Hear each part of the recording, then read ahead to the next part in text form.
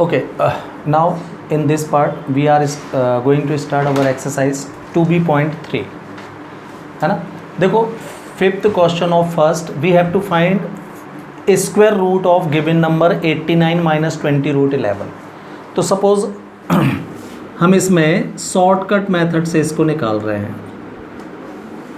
हाँ, तो shortcut method में लेट फर्स्ट ऑफ ऑल जिसका स्क्वायर रूट लेना है z is equal to assume कर लेते हैं उसको under root of 89 minus 20 root 11 iota. अब आपको क्या करना है, इस नंबर में होल स्क्वायर की आइडेंटिटी क्रिएट करनी है जिससे स्क्वायर रूट हट जाए. क्लियर. तो आपका स्क्वायर रूट निकल आएगा इसका, जैसे आप नॉर्मली करते हो ना. जैसे 25 का किसी ने बोला स्क्वायर रूट निकालो, तो एक तरीका क्या होता है कि हम इसको 5 का स्क्वायर लिख लें और स्क्वायर से रूट हट गया तो आंसर आ गया 5. प्लस माइनस लग जाता है, राइट ना.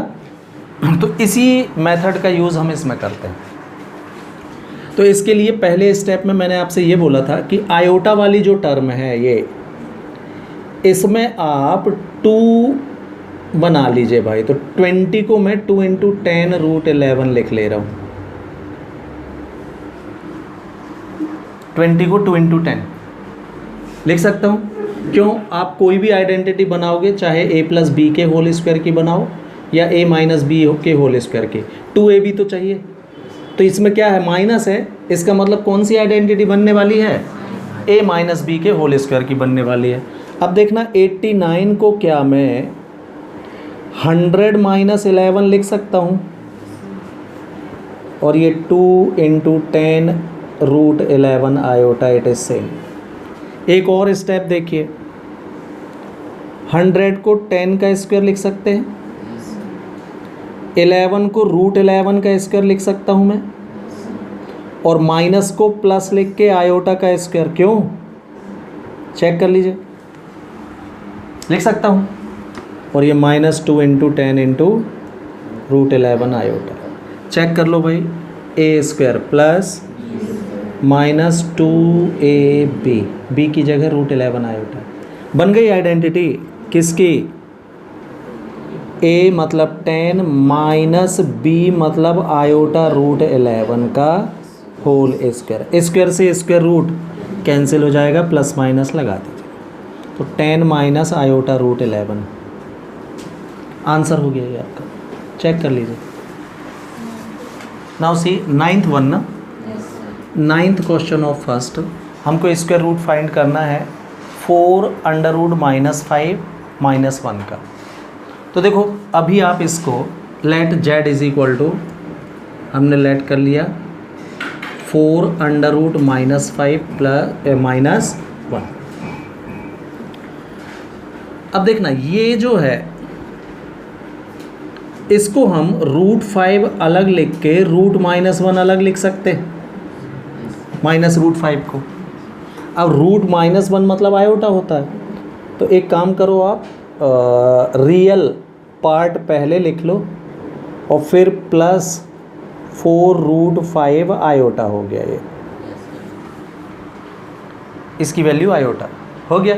आयोटा वाला सेकंड में रखा करो, ठीक है. अब जैसा सिखाया है, क्या आयोटा वाली टर्म में सबसे पहले तो आप 2ab बनाओ. कौन सी आइडेंटिटी बनेगी, यहाँ प्लस है तो प्लस वाली. a प्लस बी का होल स्क्वायर होता है a square plus B square plus 2ab. तो ये जो 2ab टर्म है ये आपको आयोटा वाली टर्म के साथ बनाना है. तो यहाँ 4 को आप बड़े आराम से 2 × 2 लिख सकते हो. क्यों? -1 अभी सेम. इसको 2 × 2√5 आयोटा लिख दिया मैंने. तो अब देखना ये हो गया 2. सपोज इसको आप a पढ़ रहे हो, ये b है. हाँ, तो आपको और क्या चाहिए भाई, a का स्क्वायर लगेगा. तो 2 का स्क्वायर 4 होता है. तो मैं इस -1 को क्या 4 - 5 लिख सकता हूँ, बता दें. लिख सकता हूँ -1 को 4 - 5. अब 4 किसका स्क्वायर, 2 का स्क्वायर. माइनस मतलब प्लस लिख के आयोटा स्क्वायर लिख दूँ इसको, और 5 मतलब √5 का स्क्वायर. तो आयोटा √5 का स्क्वायर हम इसको लिख सकते हैं. किसको? ओनली 5 को. करके देखो यही मिलेगा. और ये प्लस 2 इंटू 2√5 आयोटा। चेक कर लीजिए भाई, A square plus B square plus 2ab किसकी आइडेंटिटी? ए मतलब 2 प्लस बी मतलब √5 आयोटा, आयोटा √5 होल स्क्वायर की बन गई। स्क्वायर से स्क्वायर रूट हट जाएगा, प्लस माइनस लग जाएगा, 2 प्लस आयोटा √5। ये आंसर हो गया। Clear? Okay, after that see exercise 2b.4 question number second. हाँ, out of 4 vertices of parallelogram ABCD में से 3 आपको गिवन है और वो बोल रहा है 4th वर्टेक्स फाइंड कीजिए। ऐसा ही है क्वेश्चन, देख लीजिए। तो हम बोलेंगे क्या क्या गिवन है, देख लो। Given vertices of parallelogram ABCD are, yes, A कितना? 8 प्लस 5 आयोटा। अगर मैं इसको ऑर्डर पेयर में लिखूंगा तो क्या लिखूंगा भाई? 8,5, यानी वर्टेक्स A 8 5 है। B -7 -5 iota. ऑर्डर पेयर में क्या हो जाएगा? मतलब वर्टेक्स B है आपका -7 -5, right. Vertex C -5 plus 5 iota, that is -5,5। 4th vertex उसने नहीं दिया है, मैं इसको A plus iota B let कर ले रहा हूँ भाई। 4th वर्टेक्स हमको फाइंड करना है ना। Let vertex D B, yes, A plus iota B। Order pair में क्या लिखोगे? A, B, दोनों का मतलब एक ही है। कॉम्प्लेक्स नंबर में A प्लस आयोटा B और इसमें A, B, ठीक है। तो अब ये पैरेललोग्राम है। पैरेललोग्राम की सारी प्रॉपर्टीज़ अगर हम ध्यान में रखें तो इसकी अपोजिट साइड सेम होती है, अपोजिट पेयर सेम होता है, राइट। दूसरा, पैरेललोग्राम के डायगोनल्स तो सेम नहीं होते, लेकिन एक और ख़ास बात वो जो पैरेललोग्राम में होती है वो ये कि इसके डायगोनल्स एक दूसरे को बाइसेक्ट ज़रूर करते हैं भाई, इक्वल पार्ट में डिवाइड करते हैं, राइट। तो ये हम यूज़ कर लेते हैं बाइसेक्शन। अदर में क्या है, टाइम लगेगा। अपोजिट साइड इक्वल लेके भी कर सकते थे, लेकिन अपोजिट साइड्स है ना, तो इसमें 2 बार अपन को पेयर लेने पड़ेंगे, राइट। तो मैं इस प्रॉपर्टी का यूज़ कर रहा हूँ। क्या? We know that the diagonals of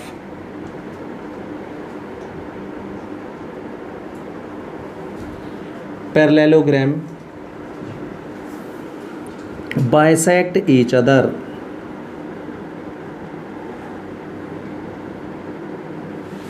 हाँ, पैरेललोग्राम के डायगोनल जो हैं वो एक दूसरे को क्या करते हैं? बाइसेक्ट। मतलब ये हुआ कि AC का जो मिड पॉइंट होगा that also a mid point of BD। That means what? That is yes, mid point of AC and equal to the midpoint of BD। दोनों डायगोनल्स के मिड पॉइंट सेम ही होंगे। Bisection का मतलब यही हुआ ना, AO बराबर OC और ऐसे ही OD इक्वल OB। तो दूसरे शब्दों में हम इसको क्या बोल सकते हैं कि AC का मिड पॉइंट और BD का mid point same point O होगा, तो दोनों के मिड पॉइंट सेम होंगे भाई। अब लास्ट ईयर 10th में आप मिड पॉइंट निकालते थे भाई, A और C का मिड पॉइंट कैसे निकालते थे? x1 plus x2/2 y1 plus y2/2। तो क्या आ जाएगा? 8 माइनस 5/2 और 5 प्लस 5/2। ये मिड पॉइंट आ गया किसका, डायगोनल AC का। सिमिलरली BD का डायगोनल BD का मिड पॉइंट निकालेंगे तो क्या आएगा, A minus 7/2 and B minus 5/2। ये मिल जाएंगे भाई हमको दोनों ही, और दोनों कैसे होंगे, इक्वल, है ना। तो कंपेयर कर दो, 2 पॉइंट इक्वल हैं, तो ऑन कंपेयरिंग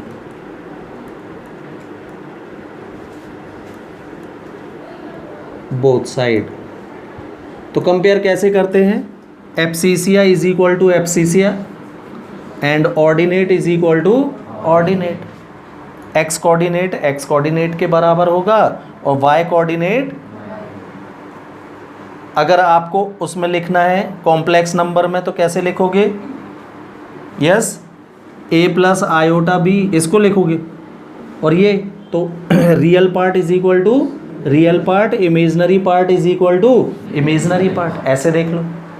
कॉम्प्लेक्स नंबर में ऐसे कंपेयर करते हैं। तो 8 माइनस 5 3/2 इज इक्वल टू किसके इक्वल होगा, ये a माइनस 7/2 के, 2 से 2 7 का साइड चेंज, तो a की वैल्यू 10 हो जाएगी, आएगी। अगेन सेकेंड पेयर उठाना, imaginary part 10/2 is equal to इसका इमेजनरी पार्ट b माइनस 5/2, 2 से 2 ये इधर आएगा तो b इज इक्वल टू कितना 15। a और b आ गए, a और b यहाँ वापस कर दीजिए तो आपको वर्टेक्स d मिल जाएगा। Then vertex d will B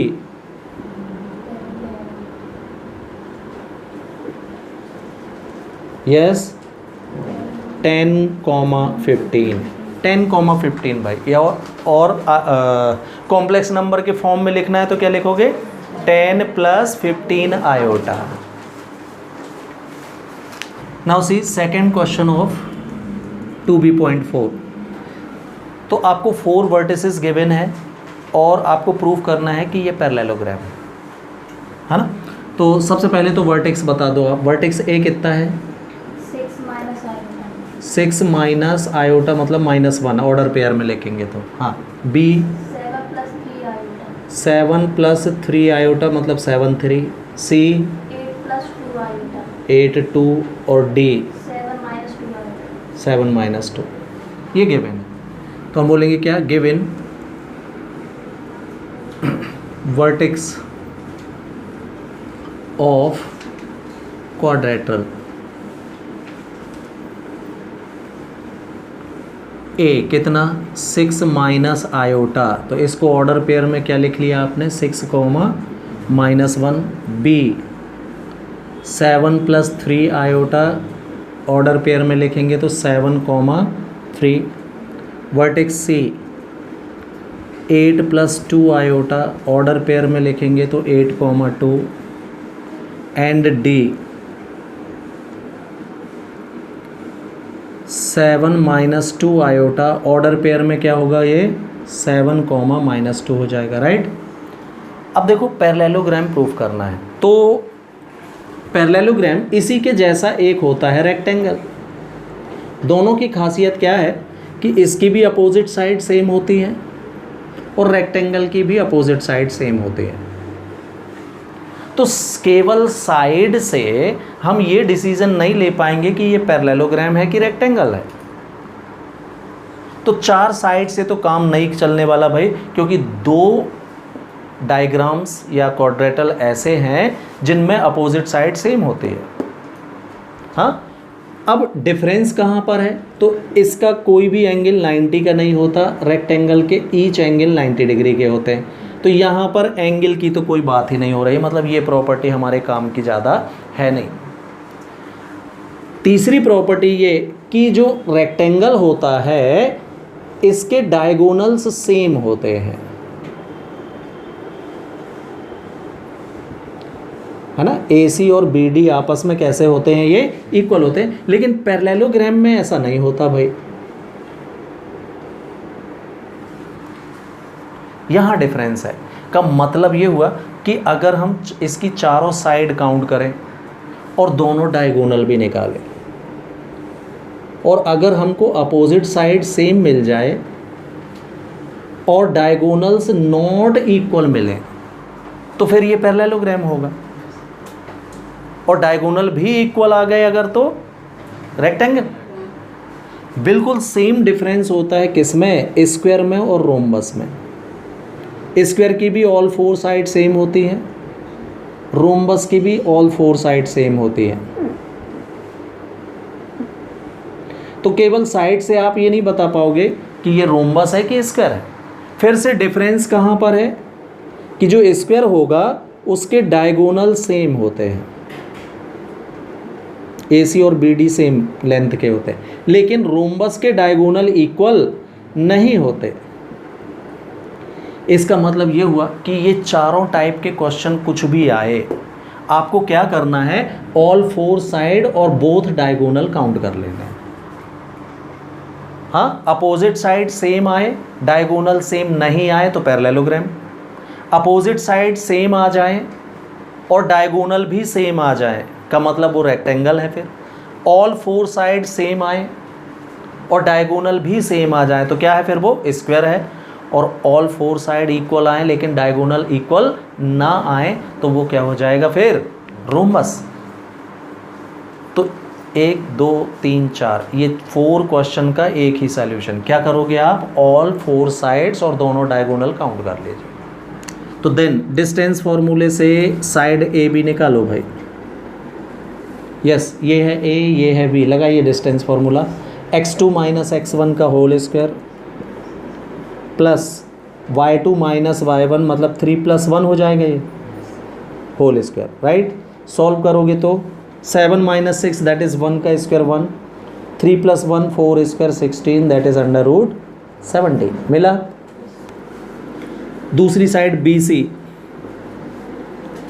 तो B ये है, C ये है। Distance formula 8 - 7 whole square plus 2 - 3 whole square. 8 - 7 1 का स्क्वायर 1, 2 - 3 -1 आएगा, -1 का स्क्वायर भी +1 ही होता है, मतलब ये √2 मिल रहा है। क्लियर। थर्ड साइड CD, ये है C, ये है D, लगाइए। x2 माइनस x1 का whole square that is 7 - 8 whole square plus y2 minus y1 whole square that is -2 - 2 whole square. 7 - 8 -1, -1 का स्क्वायर +1 ही होता है, -2 - 2 ऐड होके -4 का स्क्वायर +16 ही होता है, दैट इज़ √17 आएगा। फोर्थ साइड AD या DA जो लिखना हो, तो ये है D, ये है A, लगाइए। x2 minus x1 whole square that is 7 - 6 whole square plus y2 minus y1 whole square that is -2 - -1 that is +1 whole square. 7 - 6 1 का स्क्वायर 1, -2 + 1 -1 स्क्वायर +1 ऑल्सो, ये √2 आया। क्लियर। अगेन अब डायगोनल फाइंड करो भाई। डायगोनल्स कौन कौन से हैं, AC एंड BD।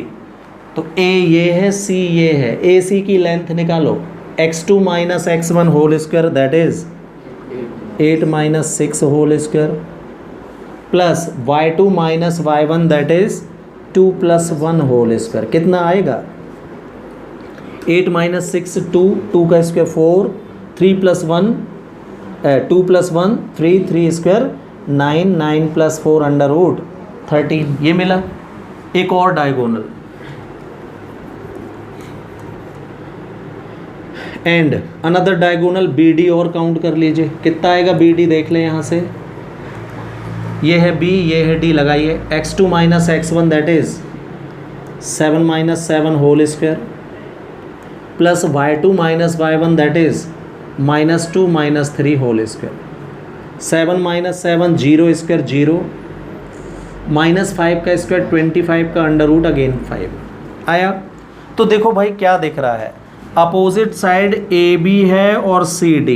AB के अपोजिट कौन सी है, CD। तो AB और CD एक जैसी आई हैं क्या, और BC और DA एक जैसी हैं क्या, और डायगोनल दोनों के डिफरेंट हैं क्या। हाँ, तो क्या है फिर ये पैरेललोग्राम। अगर डायगोनल एक जैसे आ जाते तो इसका रूट 13 आया है पहला डायगोनल, दूसरा भी रूट 13 आता तो ये क्या कहलाता, फिर रेक्टेंगल कहलाता।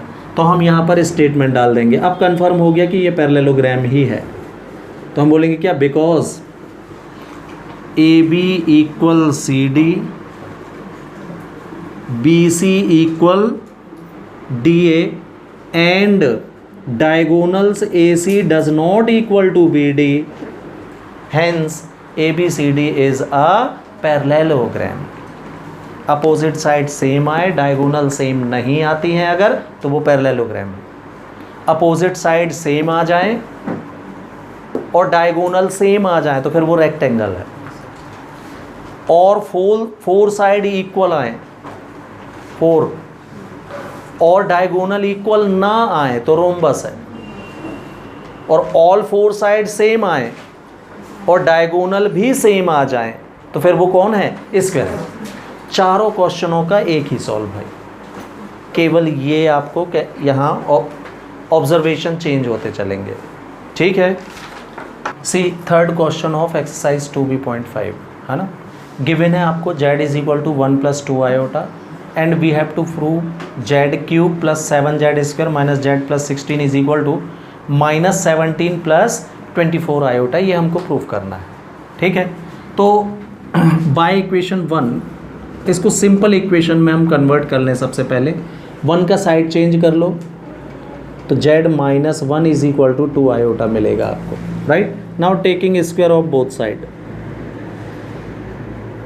स्क्वायर टेक करोगे तो z - 1 whole square is equal to 4 iota square हो जाएगा, ये 2 आयोटा का square, a² - 2ab that is 2z और प्लस b² मतलब 1 इज इक्वल टू -4 मिलेगा ये, यस। आयोटा स्क्वायर की वैल्यू -1 तो -4, यहाँ 1 का स्क्वायर 1, a² - 2ab मतलब 2z, साइड चेंज करो तो z² - 2z + 5 is equal to 0।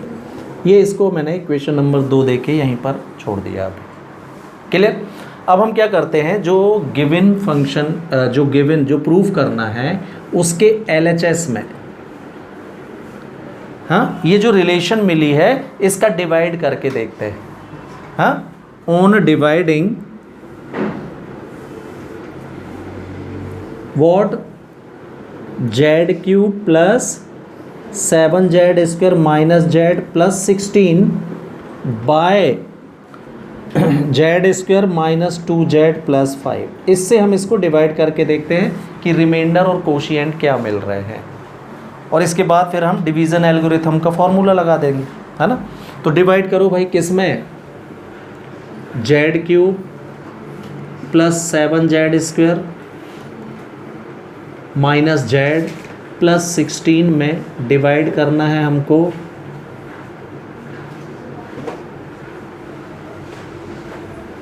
z² - 2z + 5 का, ठीक। तो z² यहाँ z³ है, किसका मल्टीप्लाई करना पड़ेगा, z का। तो z × z² z × 2z minus और z × 5 + 5z आ जाएगा। ये सब्ट्रैक्ट करोगे, ये नेगेटिव, ये पॉजिटिव, ये नेगेटिव, ये कैंसिल हो जाएगा, राइट। 7z और + 2z² 9z² -5z और -z ऐड होके माइनस और ये +16, इतना बचेगा। आपके पास z² है, 9z² चाहिए, तो किसका मल्टीप्लाई करोगे, 9 का। तो 9 × z², 9 × -2 -18z और ये 9 5 जा 45 आएगा। सब्ट्रैक्ट कीजिए तो ये नेगेटिव, ये पॉजिटिव, ये नेगेटिव, ये कैंसिल, +18z - 6z 12z आएगा। और ये -45 + 16 माइनस कितना, 29 -29, ये रिमाइंडर बच रहा है भाई इसमें, क्लियर। नाउ बाय फॉर्मूला लगाओ डिवीज़न एल्गोरिथम का formula, yes, dividend is equal to that is Z cube plus 7z square minus Z plus 16 is equal to, हाँ, divisor Z square minus 2z plus 5 into quotient Z plus 9 plus remainder 12z minus 29। लग गया formula. Equation number second से Z square minus 2z plus 5 की value कितनी है आपके पास? 0। तो इसकी जगह 0 रखोगे तो 0 इंटू जेड प्लस 9 क्या मिलेगा? 0 प्लस 12z माइनस 29 बचा। Any doubt?